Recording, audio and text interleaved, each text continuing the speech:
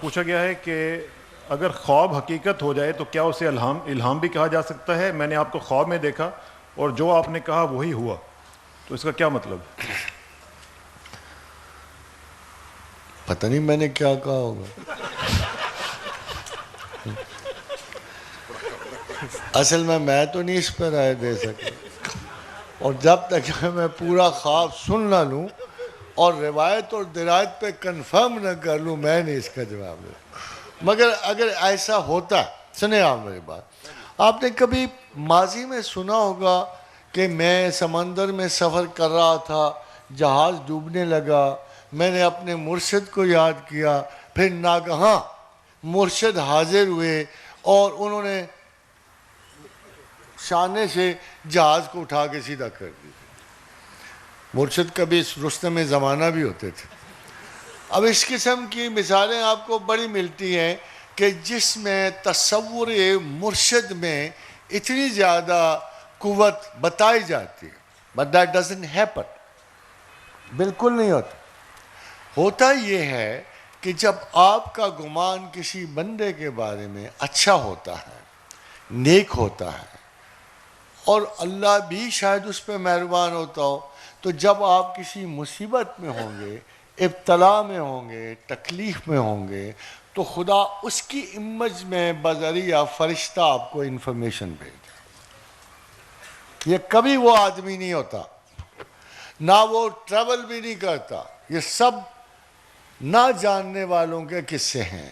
ہوتا یہ ہے کہ فرض کرو ایک آدمی رستہ بھول گیا، اب اس کو رستہ نہیں مل رہا، وہ اپنے مرشد کو پکارتا ہے. مرشد تو آ ہی نہیں سکتا وہاں، مگر اس کا مرشد سچا ہے، وہ تو نہیں آ سکتا، مگر چونکہ اس کا رہبر اور رہنما سچا ہے تو خدا کو پتہ فرشتہ بھیجوں گا تو یہ بجائے رستہ پانے کے غش کھا کے مر ہی جائے گا، اس لیے وہ اس کی شکل میں فرشتہ بھیجے گا جو کہے کہ اس رستے پہ نکل جا تو تجھے حفاظت ملے گی. نہ صرف یہ بلکہ زمین و آسمان میں بہت سارے اللہ کے بندے جنہیں رجال غیب کہتے ہیں وہ موجود ہوتے ہیں.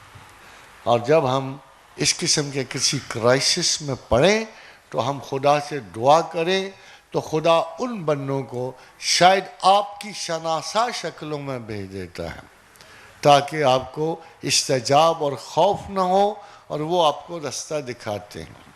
اور خادم حضرات، نواب صدیق حسن خان بھوپال نے یہ حدیث لکھی کہ جب یہ حدیث آئی کہ انہوں نے یا عباد آیوں نے کہا یا عباد اللہ، تو کہتے ہیں کہ میں دریائے نرمدا میں تیر جا رہا تھا تو میری بہیلی، وہ جو تھے نا چھکڑا سا وہ ریت میں پھنس گئی اور ہم نے بڑا زور لگایا مگر وہ نہیں نکلی.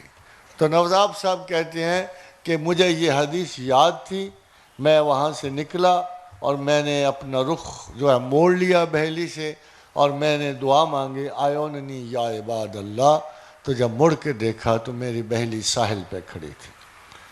واللہ عالم بالصواب. میں سمجھتا ہوں کہ نواب صاحب سچے تھے، اچھے محدث تھے اور ہندوستان میں اہل حدیث کے بانی ہیں.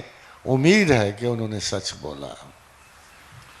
سر یہ بڑی فرمائش آئی ہے اس سوال کی، میں چاہتا تو تھا کہ آخری سوال کروں.